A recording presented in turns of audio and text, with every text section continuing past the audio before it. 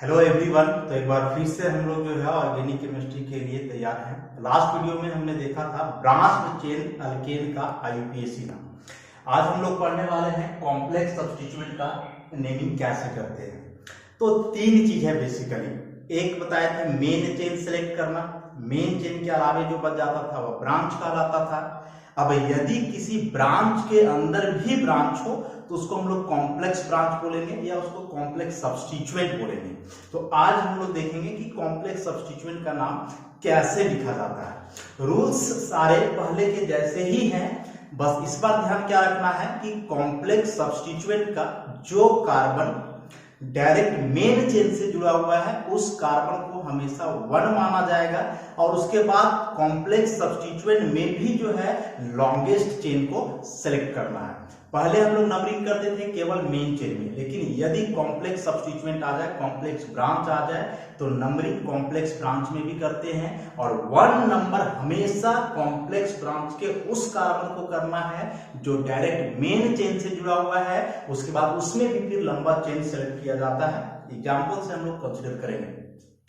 इसके पहले हमने देखा था कि जो न्यूमरल प्रीफिक्स है डाई, ट्राई, टेट्रा, पेंटा एटसेट्रा, तो इस सबको अल्फाबेटिकल ऑर्डर में इंक्लूड नहीं किया जाता था। लेकिन तब जब वे न्यूमरल प्रीफिक्स सिंपल ब्रांच के लिए आते हैं, अब यदि वह न्यूमरल प्रीफिक्स कॉम्प्लेक्स ब्रांच के लिए आता हो तो उस सबको अल्फाबेटिकल ऑर्डर में इंक्लूड किया जाएगा। मतलब यदि di, tri, tetra simple branch में लग रहा है तो उसको अल्फाबेटिकल ऑर्डर में इंक्लूड नहीं करना है, और यदि di, tri, tetra complex branch के लिए है तब उसको अल्फाबेटिकल ऑर्डर में इंक्लूड करना है। फिर हमने देखा था कि यदि सिंपल ब्रांच दो आइडेंटिकल सिंपल ब्रांच है तो न्यूमरल प्रीफिक्स लगाएंगे डाई, लेकिन यदि दो आइडेंटिकल कॉम्प्लेक्स ब्रांच है तो प्रीफिक्स लगेगा 20। यहां लिख करके रखा हमने कि दो सिंपल ब्रांच है तो डाई, लेकिन यदि दो कॉम्प्लेक्स ब्रांच है तो 20।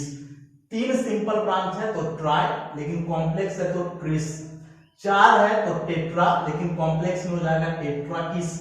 5 है तो पेंटा, कॉम्प्लेक्स में हो जाएगा पेंटाकिस, और इसी तरह से जो है सो आगे बढ़ेगा। तो कॉम्प्लेक्स ब्रांच का नाम लिखते वक्त मेन बात जो ध्यान में रखना है कि नंबरिंग इस बार कॉम्प्लेक्स ब्रांच में भी करना है और उस कार्बन को 1 मानना है जो डायरेक्ट मेन चेन से जुड़ा हुआ है। डाई, ट्राई, टेट्रा वगैरह यदि सिंपल ब्रांच का है तो अल्फाबेटिकल ऑर्डर में इंक्लूड नहीं करेंगे, लेकिन यदि di, tri, tetra complex branch में लगा हुआ है तो उसको अल्फाबेटिकल ऑर्डर में इंक्लूड करना है। अब जब नाम हम लोग लिखेंगे तो अरेंज करते समय क्या ध्यान में रखना है कि ब्रांच चाहे सिंपल हो या कॉम्प्लेक्स मैटर नहीं करता है, नाम हमेशा अल्फाबेटिकल ऑर्डर में ही लिखा जाता है। यदि अल्फाबेटिकल ऑर्डर में सिंपल ब्रांच पहले आ रहा है तो उसका नाम पहले लिखेंगे, कॉम्प्लेक्स का बाद में। लेकिन यदि कॉम्प्लेक्स ब्रांच का नाम ही पहले आ जा रहा है अल्फाबेटिकल ऑर्डर में तो उसी का नाम लिखेंगे। जनरली लोग कंफ्यूज करते हैं कि कॉम्प्लेक्स ब्रांच का नाम पहले लिख देते हैं, लेकिन ऐसा कोई रूल नहीं है। ब्रांच जो भी हो नाम हमेशा अल्फाबेटिकल ऑर्डर में ही लिखना है। एग्जाम्पल हम लोग देखते हैं। जैसे इस कंपाउंड को देखें, सबसे पहला बात जो बताए थे लॉन्गेस्ट चेन सेलेक्ट करने का, तो एक कार्बन 2 3 4 5 6 7 8 9, यहां से गिनते हैं 1 2 3 4 5 6 7 8, फिर 1 2 3 4 5 6 7 8। तो ऐसे 8 कार्बन आया। इस तरह से भी काउंटिंग करने पर 8 कार्बन आया, लेकिन यदि हम लोग सीधे देखें तो 9 कार्बन आ गया, मतलब वह मेन चेन है। तो बाकी सब ब्रांच ऐसा ये पूरा हो जाएगा ब्रांच इस तरह से। एक कार्बन का ब्रांच है तो ये मिथाइल व सिंपल, एक कार्बन है तो यहां भी मिथाइल व सिंपल, लेकिन यहां बहुत सारा कार्बन लिखा हुआ है जिसको मिथाइल लिखाइल हम लोग नहीं लिख सकते हैं, मतलब कि कॉम्प्लेक्स ब्रांच हुआ। अब मेन चेन में नंबरिंग करें हम लोग, तो इधर से काउंटिंग करें 1 2 3, तीसरा कार्बन को ब्रांच आएगा, लेकिन इधर से काउंटिंग करें कार्बन नंबर 1 2 सेकेंड पे ब्रांच आएगा। इधर से ब्रांच नजदीक हुआ तो नंबरिंग करेंगे 1 2 3 4 5 6 7 8 9। अब ये कॉम्प्लेक्स ब्रांच है। अभी हमने क्या बोला था कि कॉम्प्लेक्स ब्रांच में भी नंबरिंग करना है और कॉम्प्लेक्स ब्रांच का जो कार्बन डायरेक्ट मेन चेन से जुड़ा हुआ है उसको हमेशा 1 मानेंगे। तो ये हुआ मेन चेन। अभी मेन चेन से डायरेक्ट जो है ये कार्बन जुड़ा हुआ है, इस कार्बन को इस बार लिखेंगे 1। अब इसमें भी लंबा चेन देखेंगे तो 1 के बाद 2 3, तो इस बार ये दोनों जो है सो ब्रांच हो गया। तो यहां गौर करेंगे हम लोग ई जो है पूरा बड़ा वाला ब्रांच हुआ इस मेन चेन के लिए। अब इसमें भी देखें तो ई हुआ मेन चेन और ई दोनों हो गया ब्रांच, मतलब ब्रांच के अंदर भी ब्रांच आ गया, तो इसी को हम लोग बोलेंगे कॉम्प्लेक्स ब्रांच। यदि इसका नाम लिखना चाहे तो क्या होगा, 1 पे मिथाइल है और 2 पे मिथाइल है, तो 1,2 डाइमिथाइल, और 3 कार्बन का मेन चेन है तो 3 कार्बन के लिए यहां लिखेंगे प्रोपाइल। प्रोपेन नहीं, क्योंकि ANE हमेशा मेन चेन के लिए लगता है, यहां मेन चेन ई वाला है, ई तो जो है सो ओवरऑल ब्रांच हुआ इसके लिए, इसलिए प्रोपेन नहीं प्रोपाइल। तो इस पूरे ब्रांच का नाम हो 1,2 डाइमिथाइल प्रोपाइल, यहां जो ब्रांच हो मिथाइल और यहां जो ब्रांच हो मिथाइल। अभी हमने बोला था कि कॉम्प्लेक्स ब्रांच में जो डाई ट्राई वगैरह है वो सबको भी अल्फाबेटिकल ऑर्डर में इंक्लूड करना है, तो इस बार यहाँ इसका फर्स्ट लेटर हुआ डाई का डी, यहाँ M, यहाँ भी M, तो चूंकि डी पहले आता है अल्फाबेटिकल ऑर्डर में, तो इस कॉम्प्लेक्स ब्रांच का नाम पहले लिखा जाएगा। तो ये पूरा ब्रांच जो है कार्बन नंबर 5 पर है, तो यहाँ हमने लिखा 5, और कॉम्प्लेक्स ब्रांच का नाम हमेशा स्मॉल ब्रैकेट के अंदर लिखना है। तो 5 ब्रैकेट में पूरा नाम हम लिख देते हैं, 1,2 डाइमिथाइल प्रोपाइल। अच्छा, इसके बाद फिर 2 और 7 का सिंपल ब्रांच है, तो 2,7 डाइमिथाइल, मेन चेन में 9 कार्बन है, नोनेन। इस पूरे कंपाउंड का नाम हुआ 5,1,2 डाइमिथाइल प्रोपाइल 2,7 डाइमिथाइल नोनेन। डाइमिथाइल में यहां भी डी लगा हुआ है, डाइमिथाइल में यहां भी डी लगा हुआ है, लेकिन चूंकि यह जो डाइमिथाइल है वह कॉम्प्लेक्स ब्रांच के लिए है, तो इस डी को अल्फाबेटिकल ऑर्डर में इंक्लूड करेंगे। लेकिन यहां जो डाई है वह सिंपल ब्रांच के लिए है, तो इस डाई को अल्फाबेटिकल ऑर्डर में इंक्लूड नहीं करेंगे, यहां हम लोग एम लेंगे। फिर इस कंपाउंड की बात करें, देखने से हम लोग को लग रहा है कि जो है लॉन्गेस्ट चेन होगा, तो बाकी सब ब्रांच, ई पूरा ब्रांच, ए भी पूरा ब्रांच, फिर यहां भी 2 ब्रांच, एक कार्बन का मिथाइल, ये भी एक कार्बन का मिथाइल, 2 कार्बन, ईटी लिखा हुआ है, ईटी का मतलब हुआ इथाइल, Me लिखा हुआ रहेगा मिथाइल, PR लिखा हुआ रहेगा प्रोपाइल, मतलब फर्स्ट 2 लेटर जो लिखा हुआ रहता है वैसे ही मतलब समझना है, तो ET का मतलब यहाँ मिथाइल समझेंगे हम लोग। अब यदि मेन चेन में नंबरिंग करें, इधर से 1 2 3 4 फोर्थ कार्बन पे ब्रांच है, इधर से 1 2 पे नजदीक वाला, तो 1 2 3 4 5 6 7 8 9 10 11 12 13 14 15 16 कार्बन का लॉन्गेस्ट चेन। कॉम्प्लेक्स ब्रांच है, तो अभी हमने बोला था कि जो कार्बन डायरेक्ट मेन चेन से जुड़ा हुआ है उसको 1 करना है, ई कार्बन हुआ 1, फिर 2, फिर 3 और यहाँ 4। इस बार इसमें 3 ब्रांच आया, एक यहाँ और एक यहाँ।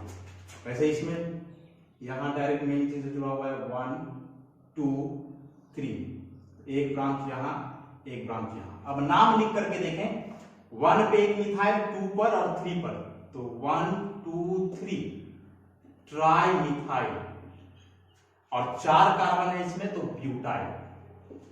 और इस ब्रांच का नाम लिखें तो 1 2 डाइमिथाइल और 3 कार्बन का प्रोपाइल।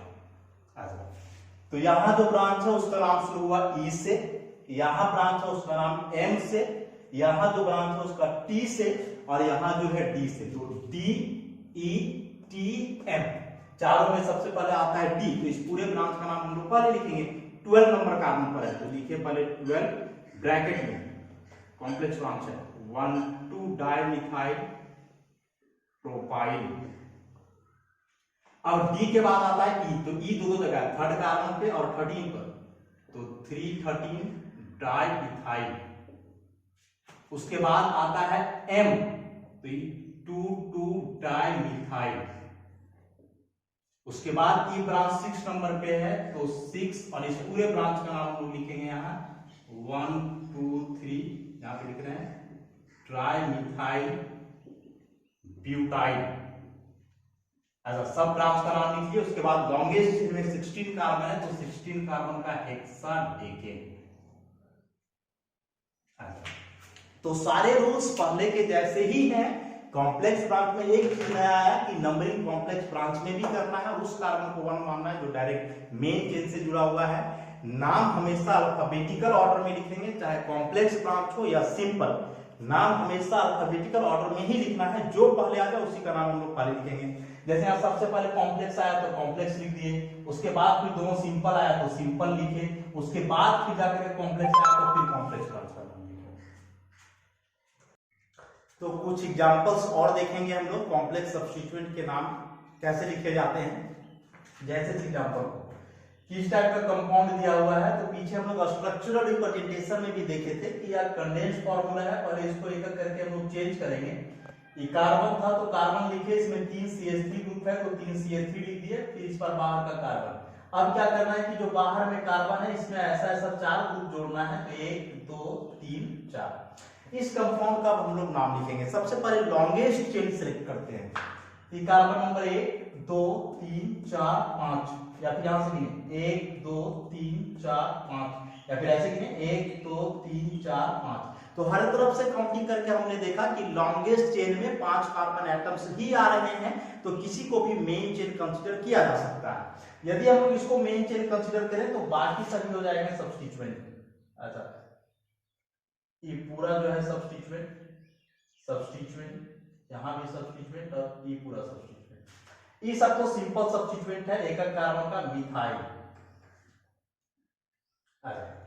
लेकिन इसमें ऐसा नहीं है, कॉम्प्लेक्स सब्स्टिट्यूएंट हुआ। अब यदि हम लोग इस मेन चेन में नंबरिंग करना चाहें तो बताया कि नंबरिंग हमेशा कोई किनारे से किया जाता है, उस किनारे से जिधर से ब्रांच नजदीक हो। तो इधर से काउंट करें, कार्बन नंबर 1 2 सेकंड पर 2 2 ब्रांच है, इधर से भी 1 2 सेकंड पर 2 2 ब्रांच है। उसके बाद आगे बढ़ेंगे तो थर्ड पर ब्रांच, इधर से भी थर्ड पर, मतलब दोनों तरफ से ब्रांच आइडेंटिकल पोजीशन पे आ रहे हैं, तो नंबरिंग किसी भी किनारे से किया जा सकता है। यदि नंबरिंग हम लोग इस तरफ से करें, कार्बन नंबर 1 2 3 4, ये हो जाएगा 5 ऐसा। अब ये कॉम्प्लेक्स ब्रांच है, क्या बताया, कॉम्प्लेक्स ब्रांच का जो कार्बन डायरेक्ट मेन चेन से जुड़ा हुआ है 1, फिर यहाँ 2, तो ई दोनों हो जाएगा इसके लिए ब्रांच। वैसे यहाँ 1 2, तो ई दोनों हो जाएगा इसके लिए ब्रांच। अब ये कॉम्प्लेक्स ब्रांच का नाम लिखे, तो 1 पर 2 मिथाइल है, 1 डाइमिथाइल, और 2 कार्बन है इसमें, तो 2 कार्बन का इथाइल। वैसे ही शायद इसका नाम होगा, 1 पर 2 ब्रांच है तो 1 डाइमिथाइल, और 2 कार्बन है तो 2 कार्बन का इथाइल। इस बार हम लोग क्या देख रहे हैं कि जो 2 कॉम्प्लेक्स ब्रांच है दोनों का नाम सेम है। जैसे सिंपल ब्रांच में यदि 2 ब्रांच सेम होते थे तो दोनों का नाम एक साथ लिखा जाता था, सेम चीज यहां करेंगे हम लोग कि दोनों कॉम्प्लेक्स ब्रांच आइडेंटिकल है तो दोनों का नाम एक साथ लिखेंगे। अब चूंकि कॉम्प्लेक्स ब्रांच का नाम शुरू हो रहा है डी से, सिंपल ब्रांच है एम से, तो अल्फाबेटिकल ऑर्डर में D comes first then M, तो हम लोग डाइमिथाइल इथाइल जो है इसका नाम पहले लिखेंगे, तो दोनों थर्ड पर है 3 3।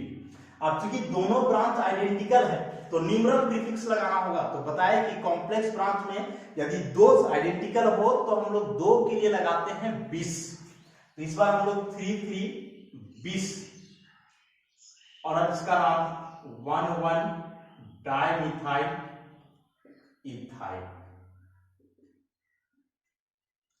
तो जैसे डाई का मतलब 2 होता है, वैसे ही 20 का मतलब भी 2 होता है। जैसे यहाँ 20 1 डाइमिथाइल इथाइल, इसका मतलब हुआ कि ऐसा ऐसा ग्रुप टोटल 2 है, और दोनों कहाँ है, तो दोनों थर्ड पोजीशन पे जुड़ा हुआ है। तो डाई मतलब 2, वैसे 20 का मतलब भी 2। अब सिंपल ब्रांच का नाम, तो सेकेंड पर 2 मिथाइल है, 2 2 2 बार, 4 पे 2 मिथाइल है, 4 4 2 बार, टोटल 4 हुआ टेट्रामिथाइल। उसके बाद 5 कार्बन का मेन चेन है तो पेंटेन। वैसे ही हम लोग कॉम्प्लेक्स सब्स्टिट्यूएंट का नाम लिखते हैं। नाम लिखते वक्त एक चीज और भी ध्यान में रखना है कि जो भी अलग अलग ब्रांच है उसका नाम यही साइड में हम लोग लिख करके देख ले, ताकि जब फाइनल नाम लिखे तो अरेंज करने में आसानी हो। ऐसा साइड में लिखना कोई रूल में नहीं है, लेकिन सहूलियत के लिए, ताकि यहाँ अरेंज करते वक्त कोई परेशानी ना हो, इसलिए हमको यहाँ जो है इसको पहले रफ में लिख लेना है, उसके बाद फाइनली जो है इसको यहाँ अरेंज करना है। तो ऐसा हम लोग कुछ एग्जांपल्स देखे कॉम्प्लेक्स सब्स्टिट्यूएंट का। अब आप लोग अपने से जो है इसको प्रैक्टिस करो।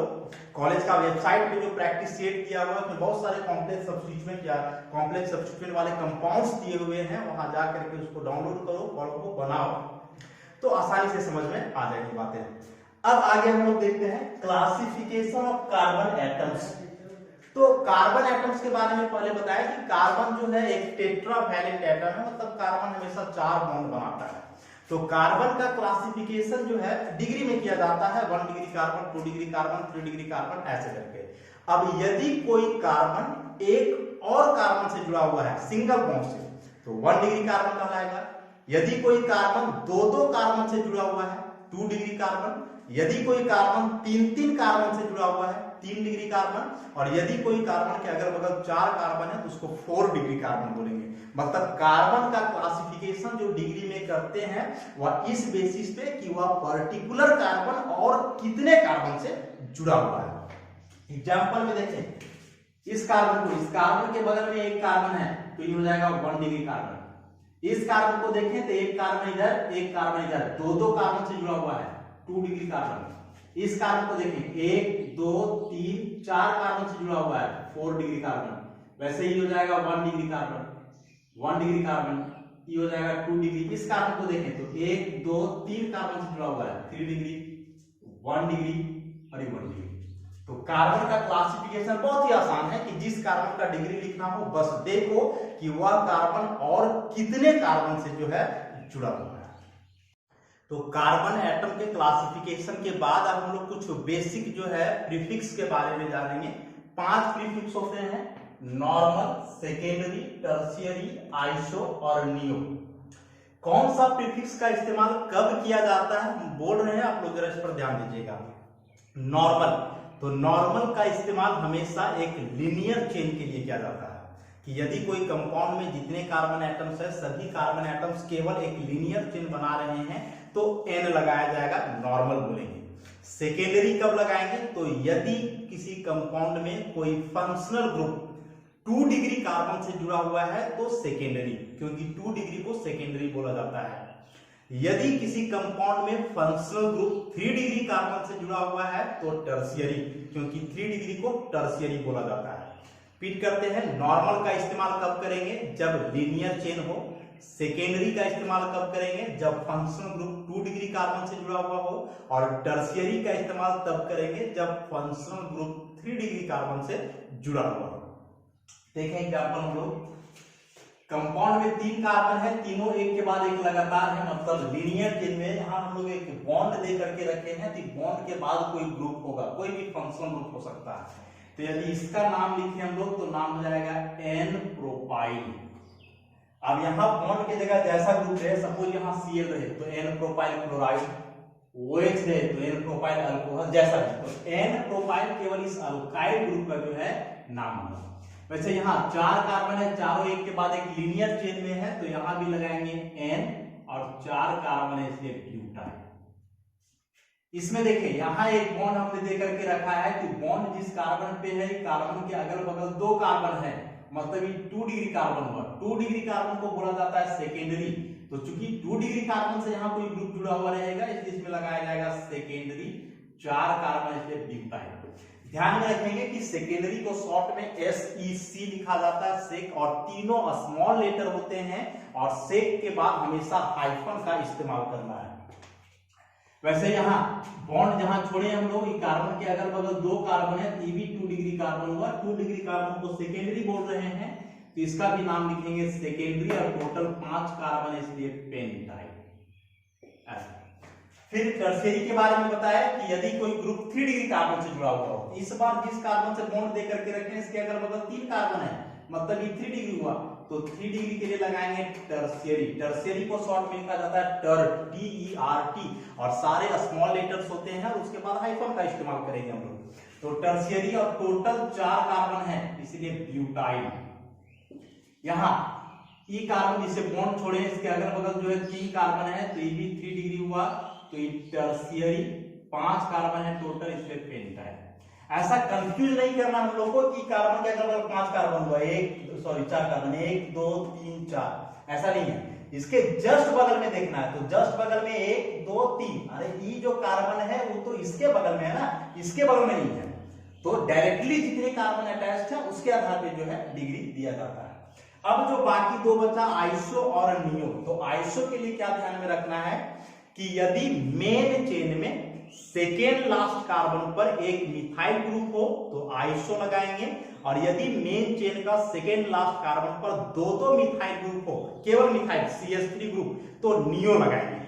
क्या बोला हमने कि मेन चेन का सेकेंड लास्ट से सेकेंड कार्बन पर यदि एक मिथाइल ग्रुप हो तो आइसो, और यदि सेकेंड लास्ट कार्बन पर दो मिथाइल ग्रुप हो तो नियो।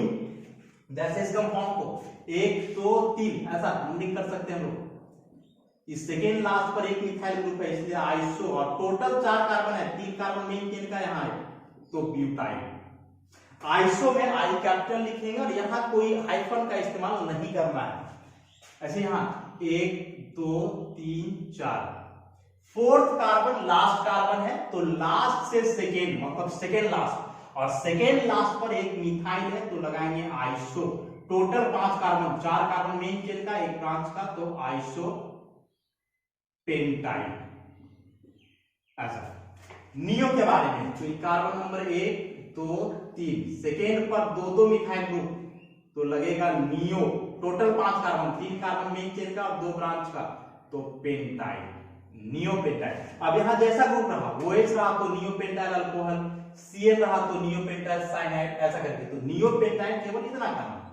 वैसे यहां देखें तो 1 2 3 4, 4 कार्बन का मेन चेन है तो 4 हुआ लास्ट से सेकेंड, और इस पर दो मिथाइल ग्रुप ऐसा तो लगाएंगे neo. Total 6 carbon, 4 main chain में और 2 ब्रांच का, तो नियो हेक्साइड। तो एन सेकेंडरी, टर्शियरी, आइसो और नियो, ये सभी कुछ कॉमन जो है प्रीफिक्स है। इसमें से ध्यान रखना है कि एन सेकेंडरी और टर्शियरी ये तीनों हाइफिनेटेड प्रीफिक्स हैं, मतलब ये तीनों के बाद हाइफन का इस्तेमाल करना है, और बाकी जो 2 बच जाएंगे आइसो और नियो, उस सब के बाद हाइफन का इस्तेमाल नहीं किया जाता है। आइसो में एक एक्सेप्शन है, यहां हमने आइसो लिख करके रखा है, तो एक्सेप्शन इसमें क्या है कि यदि 3 कार्बन का कंपाउंड हो ऐसा, और एक बीच वाला कार्बन से कोई ग्रुप जुड़ा हुआ हो, कोई भी फंक्शनल ग्रुप, तो इसका नाम होता है आइसोप्रोपाइल। एक्सेप्शन क्यों बोल रहे हैं हम लोग, तो आइसो का बात अभी जो बताया कि आइसो तब लगाते हैं जब सेकेंड लास्ट पर एक मिथाइल हो, लेकिन इस कंपाउंड में सेकेंड लास्ट पर कहीं कोई मिथाइल नहीं है। नंबरिंग करेंगे तो 1 2 3, सेकेंड पर नहीं मिथाइल है इसमें कहीं, उसके बावजूद आइसो लगा करके रखा है हमने। हाँ, इसका नाम होना चाहिए सेकेंडरी, क्योंकि फंक्शनल ग्रुप जिस कार्बन से इसके अगल बगल 2 कार्बन है, मतलब ये 2 डिग्री हुआ, और 2 डिग्री कार्बन से यदि कोई ग्रुप जुड़ा हुआ हो तो सेकेंडरी लगाते हैं हम लोग, तो इसका नाम होना चाहिए सेकेंडरी प्रोपाइल। लेकिन सेकेंडरी प्रोपाइल नहीं होगा, इसका नाम लिखेंगे हम लोग आइसोप्रोपाइल। तो बेसिकली एक लाइन में याद रखना है कि यदि 3 कार्बन का कंपाउंड हो और फंक्शनल ग्रुप किनारे वाला कार्बन में हो तो एन प्रोपाइल, और यदि फंक्शनल ग्रुप बीच वाला कार्बन में हो तो आइसोप्रोपाइल। एक्सेप्शन मात्र यही एक है, इसको हम लोग याद रखेंगे डायरेक्ट। तो जो 5 प्रीफिक्स बताए, N secondary tertiary hyphenated prefix, बाद में हाइफन लगाएंगे, सब स्मॉल लेटर होगा, और आइसो नियो नॉन हाइफिनेटेड, मतलब इसके बाद हाइफन का इस्तेमाल नहीं करना है, और फर्स्ट लेटर कैपिटल यदि शुरू में आवे तो, और बीच में कहीं आएगा तो स्मॉल।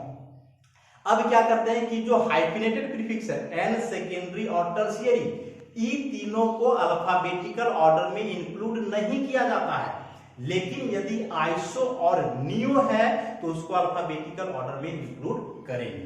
क्या बोला हमने कि एन सेकेंडरी टर्शियरी जो 3 हाइफिनेटेड प्रीफिक्स है, इन तीनों को अल्फाबेटिकल ऑर्डर में इंक्लूड नहीं करेंगे, लेकिन जो बाकी बचे आइसो और नियो, इस सब के बाद हाइफन नहीं लगता है, तो इस सबको अल्फाबेटिकल ऑर्डर में इंक्लूड करना है। जैसे एग्जांपल के लिए हम लोग देखें,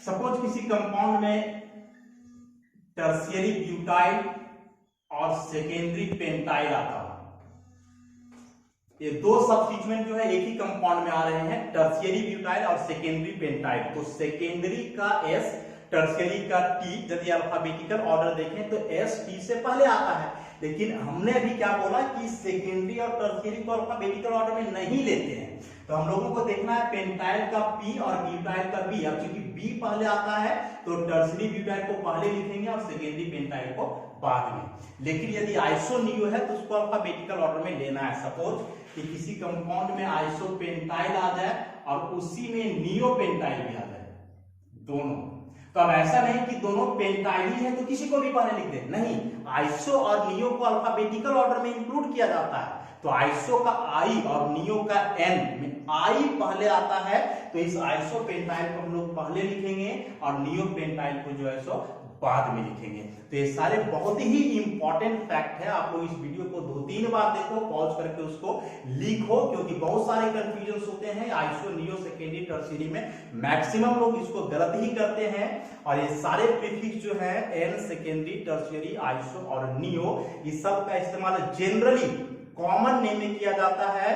ऐसा नहीं है कि आईपीएससी नाम में कभी नहीं होता है, कभी कदा, लेकिन in most of the cases ये सारे प्रीफिक्स का यूज जो है हम लोग कॉमन नेम में करते हैं। तो बहुत ही इंपॉर्टेंट चीज जो है आज हमने देखा इस प्रीफिक्स के बारे में। जब आप लोग चैप्टर्स पढ़ोगे ऑर्गेनिक का तो सारे ये प्रीफिक्स आएंगे, वहां थोड़ा कंफ्यूजन होता है, इसलिए आप लोग बार बार इसको देखो और समझो। धन्यवाद।